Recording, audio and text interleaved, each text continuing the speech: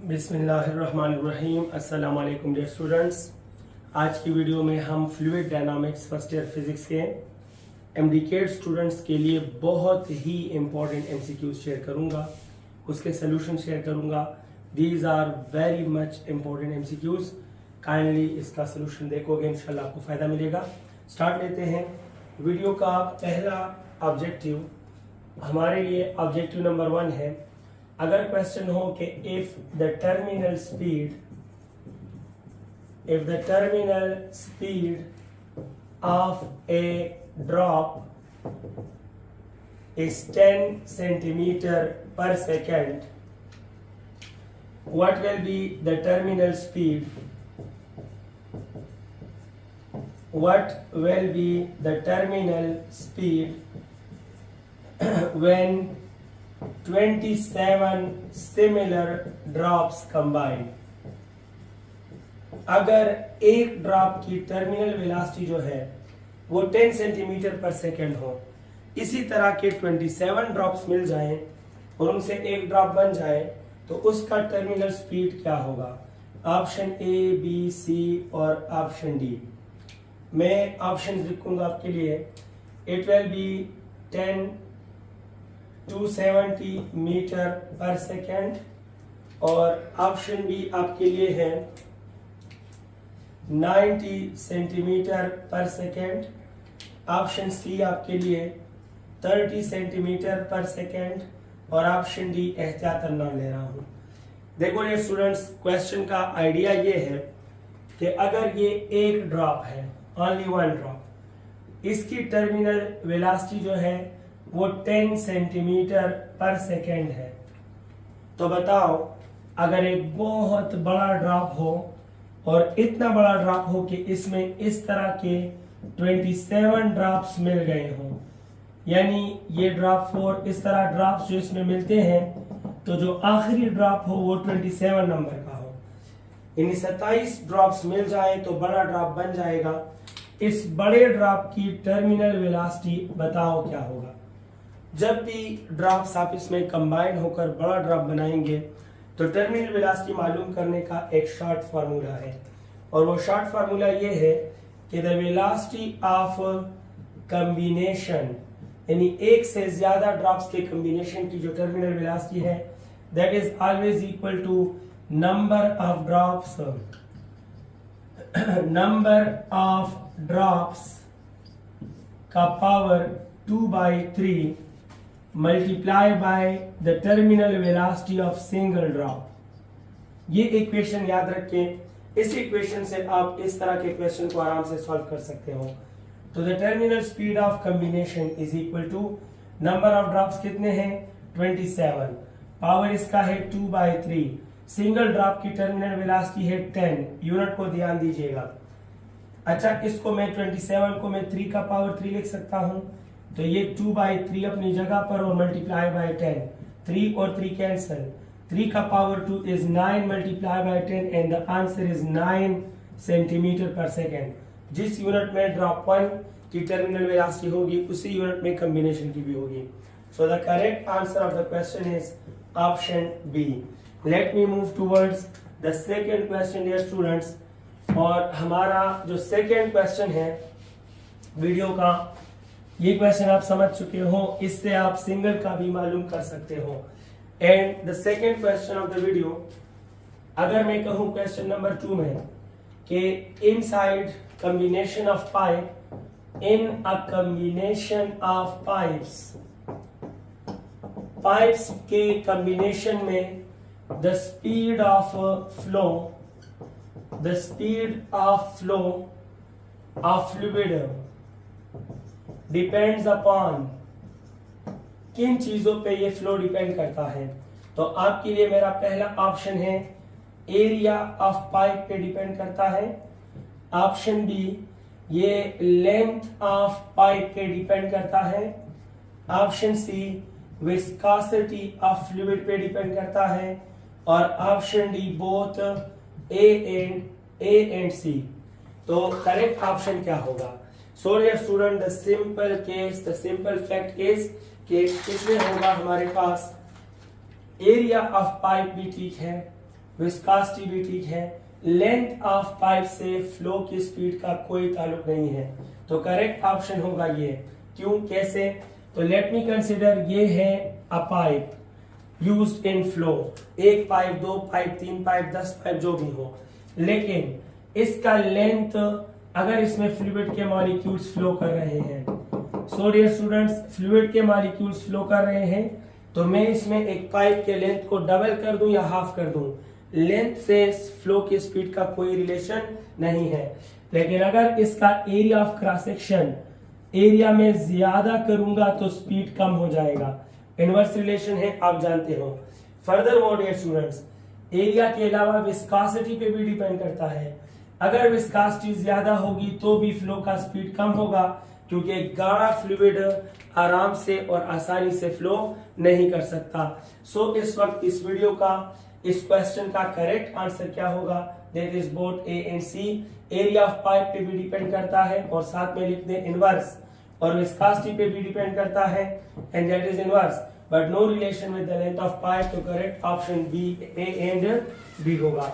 हमारा next question है video का, और जो नेक्स्ट क्वेश्चन है वो है question number 3 for you people. Let me share question number 3 dear students, और question number 3 of fluid dynamics ये है जनाब, if we have two spheres of iron and rubber, एक स्फीयर आयरन से बना है, एक रबर से बना है, of same masses, their terminal speeds, तो उनके जो टर्मिनल स्पीड्स होंगे उनके बारे में कौन सा रिलेशन ठीक है? Option A directly to r square, और option B they are inversely to r square, option C directly to r, और option D inversely to r. So dear students, ये इन ऑप्शंस में हम ले रहे हैं कौन सा ऑप्शन ठीक होगा। बस इसमें लोडेड वर्ड्स हैं सेम मासेस। अगर स्टेटमेंट में आपको सेम मास गिवन हो तो सेम मास के लिए टर्मिनल स्पीड का फार्मूला है mg डिवाइड बाय 6 पाई ईटा और r। It is the equation of terminal velocity, but the condition is कि मासेस आपको सेम मिले हो। फिलहाल आप क्वेश्चन को देखें तो साफ साफ लिखा है कि दोनों स्फीयर के मासेस सेम है। तो आते हैं इक्वेशन की तरफ, g वैसे भी सेम, 6 पाई वैसे भी सेम, कोएफिशिएंट ऑफ विस्कोसिटी एक ही फ्लूइड है तो सेम, और मासेस भी सेम, तो देखो टर्मिनल वेलोसिटी r के साथ डायरेक्टली प्रोपोर्शनल है। करेक्ट ऑप्शन है डायरेक्टली टू r। मेजॉरिटी लोग, ज्यादातर स्टूडेंट्स ये गलती कर लेते हैं कि यहाँ इस रिलेशन को यूज करते हैं 2/9 rho by eta r square g, और वो यहाँ से रिलेशन उठाते हैं कि terminal velocity is directly proportional to r square, और मैक्सिमम लोग इस ऑप्शन को direct relation to r square को उठाते हैं। हालांकि आप इस इक्वेशन से फैसला इसलिए नहीं कर सकते क्योंकि इस क्वेश्चन की शर्त है मासेस सेम है, और यहाँ किसी मास का कोई इंटरेक्शन नहीं है, तो डेंसिटी सेम हो ही नहीं सकती। एक आयरन बाल है, एक रबर बाल, तो डेंसिटी डिफरेंट है, और जब तीसरा क्वांटिटी डिफरेंट आ रहा हो तो वहां वो रिलेशन काम नहीं करता, लिहाजा आर स्क्वायर के साथ डायरेक्टली वाला रिलेशन ये यहाँ इस्तेमाल नहीं होता। आई होप आप समझ चुके होंगे।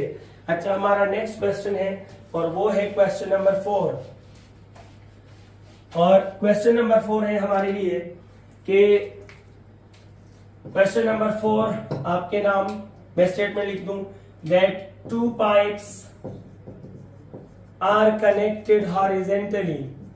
2 pipes are connected horizontally such that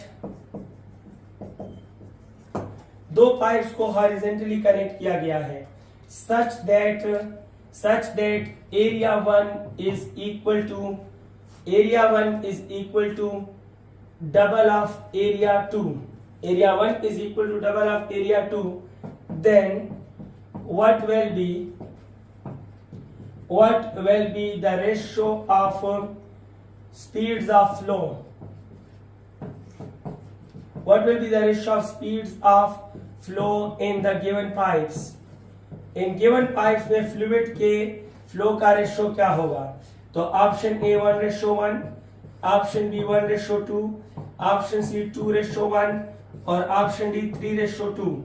the simple case is, आप जानते हैं कि इक्वेशन ऑफ कंटिन्यूटी कहता है कि speed of flow is inversely proportional to area, और जिनके दरमियान इनवर्स रिलेशन हो रेशियो में हम वो उल्टा लेते हैं। लिहाजा पाइप 1 में स्पीड डिवाइड बाय पाइप 2 में स्पीड, दो पाइप्स में बहते हुए फ्लूइड के स्पीड का रेशियो, लिहाजा मैं लूंगा A2 divide by A1, V1 के सामने A2 और V2 के सामने A1 because of the inverse relation. लिहाजा it will be equal to V1 divide by V2 is equal to, अब A2 और A1 में एक की वैल्यू पुट करो, लेकिन A1 की वैल्यू की दी है डबल ऑफ A2, तो आप A2 की जगह A2 ही लिखो, A1 की जगह डबल ऑफ A2 दिया है, A2 cancel and the ratio is 1:2। Correct option of the question is 1:2। Option है जनाब बी, ठीक है। हमारा वीडियो का नेक्स्ट क्वेश्चन है और ये क्वेश्चन है question number 5। So let me entertain question number 5 for you dear students. अगर मैं कहूं for different spheres made of iron, iron से छोटे बड़े मुख्तलिफ स्फीयर्स आपने बनाए हैं, तो the correct graph for terminal speed के लिए करेक्ट ग्राफ क्या होगा? तो ऑप्शन ए, यहां ले रहा हूं r² और यहां ले रहा हूं terminal speed and the graph is like this. Option B, एक तरफ ले रहा हूं r और एक तरफ ले रहा हूं terminal speed and my dear students the graph is in this shape. Option C, एक तरफ ले रहा हूं r² और एक तरफ ले रहा हूं terminal speed and the graph is of this shape. और ऑप्शन डी, एक तरफ ले लेता हूं जनाब टर्मिनल स्पीड, एक तरफ ले रहा हूं r and the graph is of this shape. So dear students, clue क्या होगा? क्या इन्होंने कहा है कि डिफरेंट स्फीयर्स के मासेस सेम है? नहीं कहा। जब मास सेम नहीं है तो terminal velocity is equal to mg divide by 6 pi eta r, ये वाला इक्वेशन आप इस्तेमाल नहीं कर सकते हो। लेकिन इन्होंने एक मटेरियल दिया है, जब एक मटेरियल दिया है और वो है आयरन, जब दूसरा मटेरियल इन्वॉल्व नहीं है तो इट मीन के ये इंफॉर्मेशन गिवन है कि सारे स्फीयर की डेंसिटी क्या होगी? सेम। चाहे आयरन का छोटा स्फीयर लो, बड़ा स्फीयर लो, आयरन से बना है तो डेंसिटी तो सेम होगी, लिहाजा सेम मास वाला इक्वेशन इस्तेमाल नहीं होगा, सेम डेंसिटी वाला इक्वेशन यूज करेंगे। और सेम डेंसिटी वाला इक्वेशन है 2/9 रो बाय ईटा r² g। इस इक्वेशन से देख लें कि कौन सा रिलेशन बनता है। सो देखो 2 सेम है, 9 सेम है, रो सेम है, ईटा सेम है, जी सेम है। इट मीन के टर्मिनल वेलोसिटी r² के साथ डायरेक्टली है, लिहाजा ये ग्राफ ठीक होगा क्योंकि इंक्लाइंड ग्राफ डायरेक्ट रिलेशन के लिए आता है, बाकी सारे ग्राफ गलत होंगे। हमारा नेक्स्ट क्वेश्चन होगा क्वेश्चन नंबर 6 डियर स्टूडेंट्स, और हमारा क्वेश्चन है जनाब नेक्स्ट क्वेश्चन नंबर 6 प्लीज, और ये है a body is moving horizontally in a fluid, the maximum drag force, option A, option B, option C, option D. ये बहुत आसान लगता है but it is a quite tricky question. ज्यादातर students इसमें गलती कर जाते हैं। गलती क्या कर जाते हैं बताता हूं आपको, ए, बी, सी और डी। ऑप्शन है it is equal to mg, the maximum drag force will be equal to mg, और it will be less than mg, और it will be greater than mg, greater than mg, और next है all possible. So dear students, what we have to conclude and what we have to say, the simple mechanism is अक्सर बच्चों के जहन में एक equation याद होता है और सबसे बड़ा धोखा उनको फार्मूला शीट देता है, और जो धोखा है वो ये है कि मैक्सिमम ड्रैग फोर्स हमेशा वेट के बराबर होता है। ये बात बिल्कुल सही है, लेकिन ये वर्टिकल मोशन में है। जब बॉडी ऊपर से नीचे एयर में फ्लो कर रही हो तो उस पर मैक्सिमम ड्रैग फोर्स वेट के बराबर होता है। ये बात ओनली इन वर्टिकल मूवमेंट होगा। अगर यहाँ पर फ्लूइड के मॉलिक्यूल्स हैं डियर स्टूडेंट्स, और इन फ्लूइड के मॉलिक्यूल्स में कोई बॉडी हॉरिजॉन्टल मूव करेगी तो इसके ड्रैग फोर्स का वेट से कोई रिलेशन नहीं है। ये ड्रैग फोर्स जो है 6 पाई ईटा RV, ये चार चीजें फिक्स हो गई। तो जितना ये ज्यादा तेज मोशन करेगा ड्रैग फोर्स ज्यादा होगा, जितना कम मोशन करेगा कम होगा। और हो सकता है एक ऐसी खास वेलोसिटी अडॉप्ट करें कि ड्रैग फोर्स वेट के इक्वल हो। सो याद रखें, जब फ्लूइड में बॉडी हॉरिजॉन्टल मूव करेगी तो ड्रैग फोर्स का वेट के साथ कोई रिलेशन नहीं होता। Maximum drag force is equal to weight, ये वाला फार्मूला सिर्फ वर्टिकल मोशन के लिए है, ड्रैग फोर्स क्या हॉरिजॉन्टल मोशन के लिए नहीं है। सो ऑल पॉसिबल, स्पीड ज्यादा तो ड्रैग फोर्स वेट से ज्यादा भी हो सकता है, स्पीड कम ड्रैग फोर्स वेट से कम, और एक पार्टिकुलर स्पीड पर ड्रैग फोर्स जो है वो वेट के बराबर भी हो सकता है। So the correct option is option D, and that is all possible dear students. हमारा नेक्स्ट क्वेश्चन है वो है क्वेश्चन नंबर 7, वीडियो का question number 7 for you dear students. और ये है क्वेश्चन नंबर 7 क्या है, the example of turbulent flow. The example of turbulent flow is, आपसे पूछ रहे हैं कि what is the best example of turbulent flow. तो option A blood flow in veins, option B that is blood flow in arteries, और option C suddenly released stored fluid, एक store fluid को अचानक आजादी मिल जाए, और option D both B and C. तो याद रखिए डियर स्टूडेंट्स, स्ट्रीमलाइन फ्लो वो होता है जिसमें एक्सटर्नल डिस्टर्बेंसेस ना हो, वो अपनी मर्जी से फ्लो करता रहे। लेकिन हमारी बॉडी में वीन में ब्लड की जो रवानी है इसमें कोई पल्सेशन वगैरह नहीं होता, तो it is an example of streamline flow. But आप जानते हैं, आपने सुना होगा कि आर्टरीज में मुसलसल पल्सेशंस होते हैं जिससे फ्लो डिस्टर्ब होता है और कभी हाई और कभी लो प्रेशर की तरफ आता जाता है, जिसकी वजह से ब्लड फ्लो इन आर्टरीज जो है it is an example of turbulent flow. इसी तरह सडनली रिलीज्ड स्टोर्ड फ्लूइड भी अचानक जो है वो टर्बुलेंट फ्लो करता है।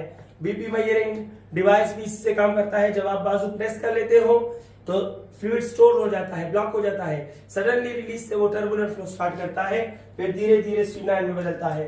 तो it is also an example of turbulent flow, and hence the correct option is option D and C.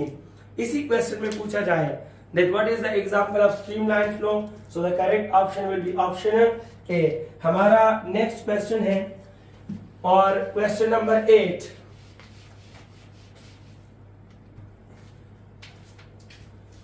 Question number 8 है आपके लिए कि the correct value of systolic BP, the correct value of systolic BP for a patient of high blood pressure, जिस मोहतरम का BP high हो और बहुत हाई हो, तो सिस्टोलिक वैल्यूज के लिए क्या आ सकती है। Option A 120, option B 85, option C 90 और ऑप्शन डी 114। तो आप कहोगे सर सिस्टोलिक वैल्यू आप मांग रहे हो, तो याद रखो सिस्टोलिक की जो नॉर्मल वैल्यू होती है, नॉर्मल वैल्यू 120 के राउंड अबाउट है। सो डियर स्टूडेंट्स, अगर किसी का बीपी हाई है तो 120 से ज्यादा आएगा, और अगर बीपी कम है तो 120 से कम आएगा। नॉर्मल 120 ये तो गलत है, क्योंकि हमसे कह रहे हैं patient of high blood pressure, तो 120 तो सिस्टोलिक के लिए नॉर्मल है, 85 तो कम है, और सिस्टोलिक में वैल्यू कम हो जाती है 85 तक, 80-90 तक गिर जाएगी। लेकिन 100 तक गिर जाएगी अगर लो बीपी पेशेंट हो, लेकिन 85 नहीं हो सकता फॉर हाई बीपी पेशेंट। इसी तरह 90 भी ठीक नहीं है। द करेक्ट ऑप्शन इज 140 क्योंकि सिस्टोलिक की नॉर्मल वैल्यू 120 है। फॉर हाई बीपी पेशेंट ये वैल्यू 120 से ज्यादा होगी। हमारा नेक्स्ट क्वेश्चन है question number 9। What about question number 9 dear students? And question number 9 is, अगर मैं कहूं that in a pipe of radius 0.1 centimeter, in a pipe of radius 0.1 centimeter, the speed of flow is 100 meter per second. Sorry, it is 100 centimeter per second. In a pipe of radius 0.1 centimeter, the speed of flow is 100 centimeter per second. What is the rate of flow? तो आप बता दीजिए कि rate of flow क्या होगा इस वक्त। तो ऑप्शन ए आपके लिए it will be 10 centimetre cube per second. Option B it will be 1000 centimetre cube per second. Option C dear students it will be 0.1 centimetre cube per second. और option D it will be 1 centimetre cube per second. तो answer क्या होगा? आपको अच्छी तरह पता है, आपको क्लास में बताया गया था कि जब भी कहे रेट ऑफ फ्लो तो इसके दो कॉन्सेप्ट्स हैं। एक कॉन्सेप्ट है volume divide by time, volume of flow divide by time, या इसका दूसरा कॉन्सेप्ट है कि it is equal to product of area multiply by speed. अब अपना डेटा देखो, अगर डेटा में वॉल्यूम और टाइम गिवन हो तो ऊपर वाले फॉर्मूले से सॉल्व करो, अगर डेटा में स्पीड और एरिया हो तो नीचे वाले से सॉल्व करो। फिलहाल हमें रेडियस मिला है जनाब, और जब रेडियस मिला है तो मैं इसका आंसर लिखूंगा। इसमें मैं ऑप्शन इंक्लूड करूंगा, एक ऑप्शन नॉन ऑफ दीस, क्योंकि मैंने सारे ऑप्शन न्यूमेरिकल लिखे हैं बट मैंने पाई की वैल्यू यूज नहीं की सोल्यूशन जहन में करते हुए। Any how volume by time use नहीं करूंगा क्योंकि मुझे डेटा मिला है रेडियस का और स्पीड का। तो मैं कहूंगा जनाब the rate of flow area, और एरिया होता है पाई आर स्क्वायर और स्पीड है जनाब यहाँ 100। तो देखो पाई की जगह मैं लिखूंगा पाई और आर की जगह मैं लिखूंगा, क्या लिखूंगा? आर की जगह यहाँ लिखा है 0.1, तो 0.1 स्क्वायर मल्टीप्लाई बाय 100। तो पाई की जगह पाई 0.1 मल्टीप्लाई बाय 0.1 मल्टीप्लाई बाय 100, तो इससे बनेगा 1। ये बनेगा जनाब ये और ये कैंसिल, तो 1 पाई और 1 पाई इज 3.142। यहाँ 3.142 नहीं है, so I have to select none of these and the answer is 3.142 centimetre cube per second. जो वेलोसिटी का यूनिट होगा, जो रेडियस का यूनिट होगा, उसी का क्यूब लोगे इसमें, बाकी यूनिट का ध्यान रखोगे। हमारा नेक्स्ट क्वेश्चन है question number 10। Question number 10 of the video, fluid dynamics, most important selected and collected question for you people. और question number 10 है that for an average weight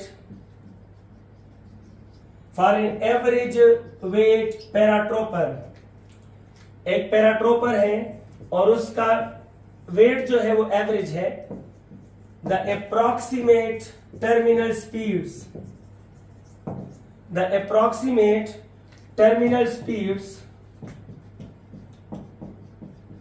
with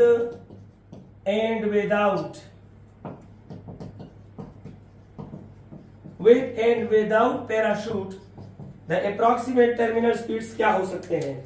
तो आपके लिए मैं ऑप्शन लिख रहा हूं, option A, option B, option C और ऑप्शन डी।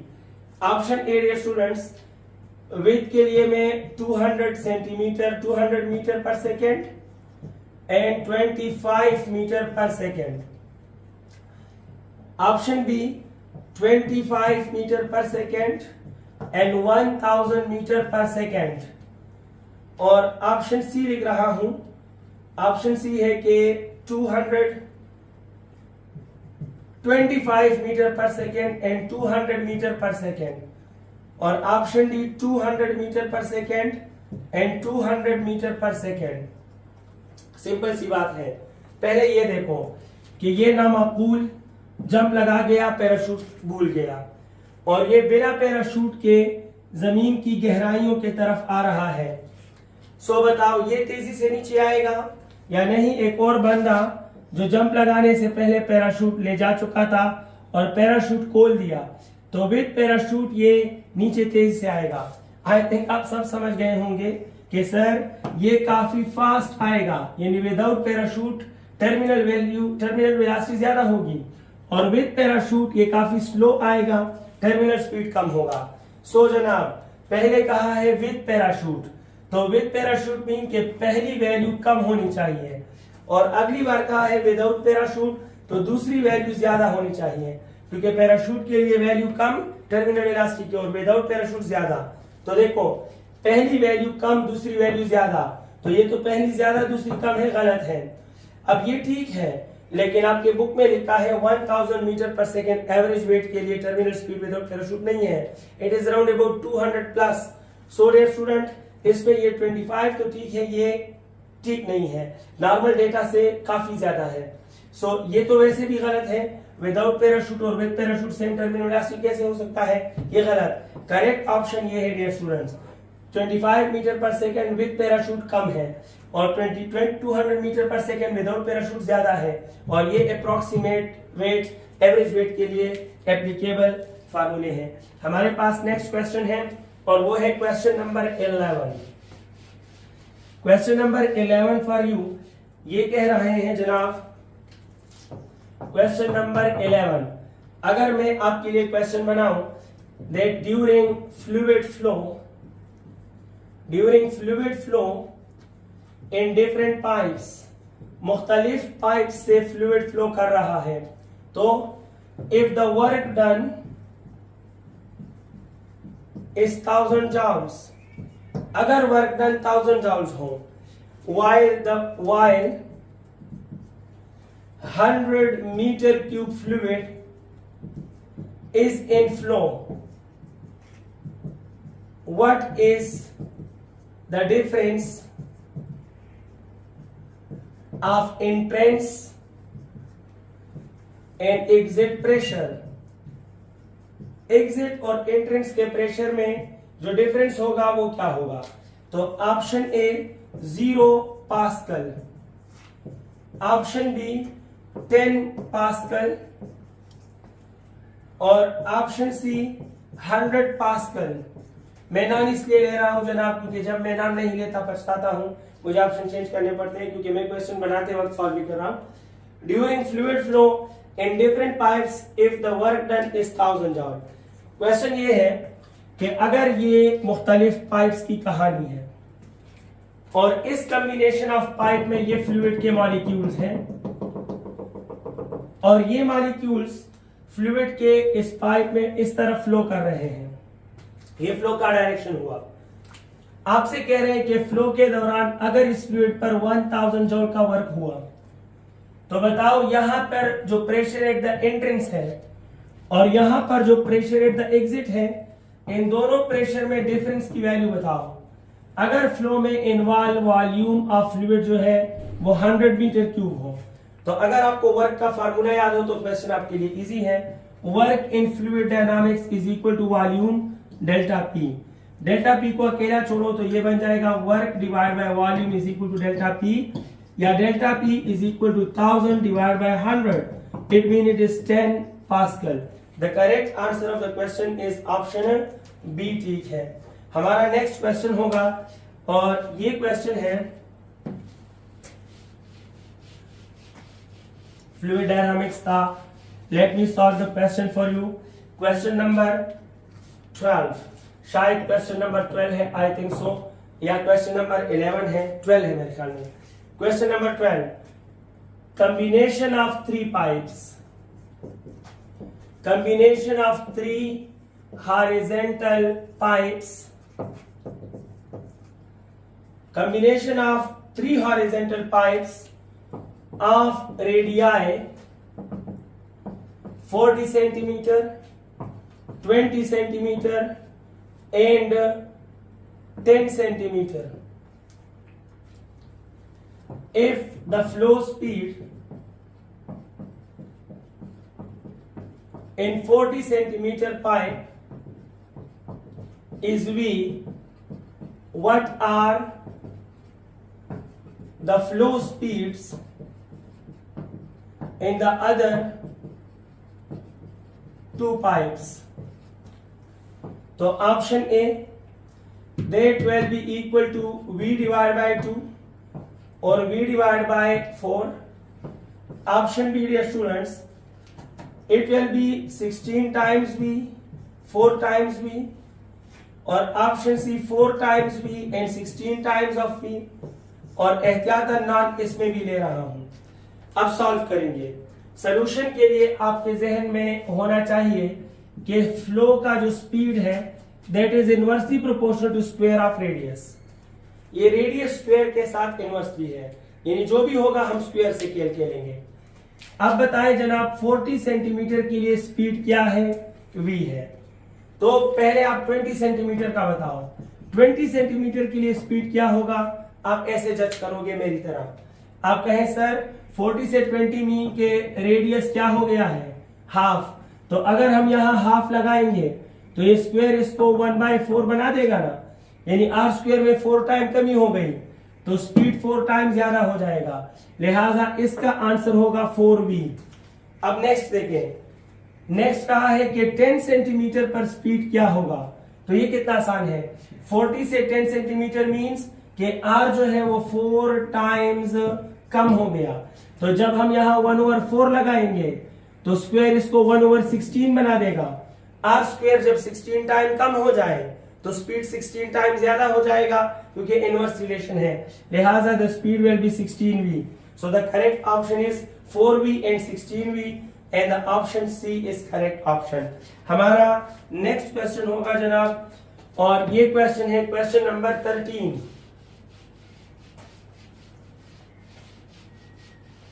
आपके लिए इस वीडियो का क्वेश्चन नंबर 13 ये क्या फरमा रहा है? अगर मैं कहूं कि two connected horizontal pipes possess fluid flow, if pipe 1 pressure is P, what will be the pressure in pipe 2 if V2 is equal to double of V1? Pipe 2 में स्पीड पाइप 1 की स्पीड के double है, तो option A it will B P plus 15 times of V, option B it will B P minus 15 times of V, option see it will B P और एहतियातन non ले रहा हूं। Solution गौर से देखिएगा, ये एक पाइप है, इसके साथ हॉरिजॉन्टली कनेक्ट है एक और पाइप। इन्होंने कहा हॉरिजॉन्टली कनेक्ट है तो हाइट से है, हॉरिजॉन्टल जब भी कहे तो हाइट सेम होता है। मैं इसको पाइप नंबर 1 और इसको मैं पाइप नंबर 2 कह चुका हूं। फरमा रहे हैं कि इनमें फ्लूइड का फ्लो है, तो हम क्या करें? जी जनाब, फ्लूइड का फ्लो जारी है। हमें क्या करने को कहा गया है वो बताता हूं। अगर पाइप 1 से वाबस्ता प्रेशर P1 P है तो पाइप 2 से वाबस्ता प्रेशर P2 की वैल्यू आप बता दें। जबकि कहा है कि यहां स्पीड अगर V1 है तो इधर जो स्पीड है वो डबल ऑफ V1 है, यानी V2 जो है वो स्पीड V1 के डबल है। हम सॉल्व करेंगे वाइवा बर्नौलीज इक्वेशन। तो सॉल्यूशन देखिए जनाब, मैं कहूंगा P2 plus rho GH2 plus half rho V2 square is equal to P1 plus rho GH1 plus half rho V1 square. ये बर्नौलीज इक्वेशन है दो पाइप से, तो मैंने ले लिया। अब सॉल्यूशन का फैक्टर देखें, चूंकि हाइट सेम है तो रो GH2 और रो GH1 सेम हो जाएंगे, कोई भी लेफ्ट राइट पे जाएगा तो दूसरे को न्यूट्रलाइज कर देगा। हमें P2 चाहिए, अकेला छोड़ दें, ये उस तरफ ले जाओ। P1 की वैल्यू इन्होंने P दी है, कहा है P1 P है। अब ये इस तरफ आएगा तो प्लस 1/2, सॉरी ये वाला पहले लिख के plus half rho V1 square और ये आएगा तो minus half rho V2 square हो जाएगा, हाफ रो V2 स्क्वायर और हाफ रो V1 स्क्वायर। अच्छा जनाब वाला, हम आगे बढ़ते हैं। मैंने इधर डेंसिटी नहीं दी तो डेंसिटी इज इक्वल टू 10 ले लेते हैं जरा अच्छा है। याद रखिए स्टेटमेंट में डेंसिटी शामिल कर दो प्लीज। तो डेंसिटी है 10 kg पर मीटर क्यूब। डेंसिटी शामिल कर दो वरना न्यूमेरिकल आंसर नहीं आएगा, फिर डेंसिटी में भी इन्वॉल्व होगा। मैंने डेंसिटी 10 लिख दी है, keep in your mind. Question का तरीका सीखे। P2 की जगह P2 इक्वल टू प्रेशर हमें मिला है P। अब यहाँ डेंसिटी 10 है तो ये 1/2 रो कॉमन ले लीजिए, तो 1/2 रो कॉमन, यहाँ आएगा V1 square minus V2 square. अब वैल्यूज है, कैलकुलेशन है और आप है और मैं हूं। सो P की जगह P प्लस 1/2 डेंसिटी 10, V1 की जगह V1 स्क्वायर, V ले लें, ये V ले लें, तो माइनस V2 की जगह में क्या लूंगा, V2 की जगह V1 को V कहा गया है बाकायदा, और V2 की जगह जनाब है डबल ऑफ V, क्योंकि ये स्क्वायर है। इन्होंने कहा है, साफ लिखा है कि if V2 is double of V1, तो V1 को V कह दें तो V2 डबल ऑफ V हो जाएगा कंडीशंस के मुताबिक। सॉल्यूशन करते हैं, ये मेरे पास आ जाएगा P की जगह P। अच्छा 10/2 से 5 बन जाएगा तो प्लस 5, लेकिन V square minus 3V square क्या होगा जनाब? द करेक्ट ऑप्शन इज ये माइनस V स्क्वायर बन जाएगा, ये 2 का स्क्वायर 4 बन जाएगा, तो V square minus 4V square. So my dear student, it is minus 3V square and the answer is 5 3s are 15 और plus minus minus, तो minus 15V square। P minus 15V square, मेरे से option पे V square नहीं लगा तो मैं मजबूर हूं ना लूंगा। मैंने कोशिश की कि ऑप्शन रख लूं, ना रख सका, sorry for that।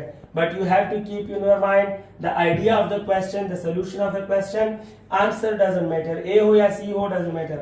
Correct answer साथ लिखते जाइएगा कि नॉन है लेकिन आंसर है P minus 15 times of V square. ये ऑप्शन ठीक है। याद रखो अगर डेंसिटी गिवन ना हो फिर भी सॉल्व होता है, बस फर्क सिर्फ ये होगा कि ऑप्शन में V के साथ साथ डेंसिटी भी इन्वॉल्व होगी, उसके भी काफी क्वेश्चंस बनते हैं। हम अगले क्वेश्चन की तरफ जाते हैं और वो क्या है, क्वेश्चन नंबर 14।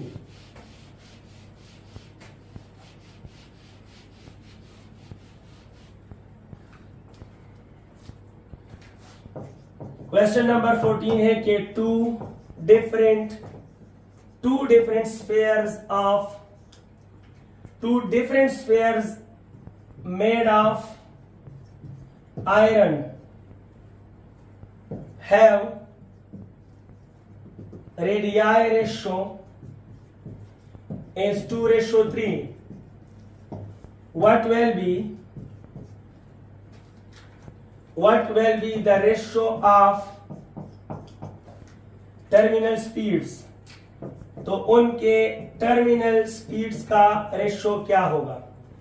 ऑप्शन ए 1:1 और ऑप्शन बी 4:9, ऑप्शन सी 3:2 और ऑप्शन डी नाम ले लूंगा जनाब, क्योंकि मुझसे सॉल्व हो भी रहा है नहीं भी, मैं सोल्यूशन करूंगा। जनाब आला, आपको बड़ा क्लू मिला है कि एक ही मटेरियल है आयरन। जब मटेरियल एक है और डिफरेंट स्फीयर्स हैं तो मास सेम नहीं है, लेकिन आयरन मीन के डेंसिटी सेम है। और कितनी बार बोला, जब डेंसिटी सेम हो मास सेम ना हो, then you have to solve the question by using 2/9 rho by eta r square g, और ये फरमा रहा है कि आर स्क्वायर के साथ डायरेक्टली है। सो डियर स्टूडेंट्स, आपने सॉल्व करना है। आप कहोगे सर टर्मिनल स्पीड का रेशो मांग रहे हैं, तो V1 divide by V2 that will be equal to, देखो डायरेक्टली है ना आर स्क्वायर के साथ, तो that is R1 square divide by R2 square. Directly है और स्क्वायर के साथ डायरेक्टली है तो हम रेशो में स्क्वायर लेंगे, डायरेक्ट भी लेंगे। R1 की वैल्यू क्या है, यहाँ पर है 2, तो 2 स्क्वायर। R2 की वैल्यू 3 है तो 3 square, it mean the ratio is 4:9। I hope आप समझ गए होंगे। और ये है हमारे स्टूडेंट्स आपका क्वेश्चन नंबर 14 हुआ। अब मैं आपके साथ इस वीडियो का लास्ट क्वेश्चन शेयर कर रहा हूं और वो है question number 15। Question number 15 for you ये है कि 2 balls made of iron and rubber of same masses, दो बॉल हैं, एक आयरन से बना है एक रबर से बना है, मास सेम है, release from same height, release from same height, which one will get terminal speed at low height। इसमें भी बहुत से बच्चे स्टूडेंट्स धोखा खा जाते हैं और हमारे पास है ए बी सी और डी ऑप्शंस। तो ऑप्शन ए आयरन बॉल और ऑप्शन बी रबर बॉल और option C rubber ball, both will get terminal speed at same height और option D none of these. अब क्वेश्चन में दो का भी है और आपने बहुत अच्छा क्वेश्चन भी सीखना है। ये फरमा रहे हैं कि एक बॉल है आयरन से बना है और एक बॉल है वो के रबर से बना है। आप भी सोच रहे होंगे कि सर इन्होंने तो मास हमें सेम दिया है, सेम मासेस, तो आपने आयरन बॉल छोटा और रबर बॉल बड़ा क्यों दिया? तो डेंसिटी रबर की बहुत कम है, तो रबर का बहुत बड़ा हिस्सा जो मास बनाएगा, आयरन का छोटा हिस्सा उतना मास बना देगा। तो मासेस सेम है लेकिन मटेरियल डिफरेंट है, तो जो भारी है उसका कम साइज बनेगा और जो हल्का है उसका बड़ा साइज बनेगा। कहने का मतलब है कि आयरन बॉल का रेडियस कम है और रबर बॉल का रेडियस क्या है शाबाशी, ज्यादा है। लेकिन सुने और समझें, जब इसका रेडियस कम है तो ड्रैग फोर्स जो है, मेरा साथ दीजिए, that is 6 pi eta R V है। ड्रैग फोर्स तो रेडियस के साथ डायरेक्टली है। जब रेडियस ऑफ आयरन बॉल कम है तो इस पर ड्रैग फोर्स भी कम लगेगा। जब ड्रैग फोर्स कम लगेगा तो धीरे धीरे वो वेट तक पहुंचेगा। इतने में आयरन बॉल काफी नीचे आ गया होगा, लिहाजा ये आयरन बॉल ड्रैग फोर्स की कमी की वजह से काफी नीचे आएगा, तब जाकर कहीं ड्रैग फोर्स और वेट बैलेंस करेंगे। तो ये सबसे लो हाइट पर टर्मिनल वेलोसिटी गेन करेगा। लेकिन यहां इसका रेडियस ज्यादा है तो इस पर ड्रैग फोर्स ज्यादा लग रहा है, तो ये जल्दी वेट तक पहुंच जाएगा।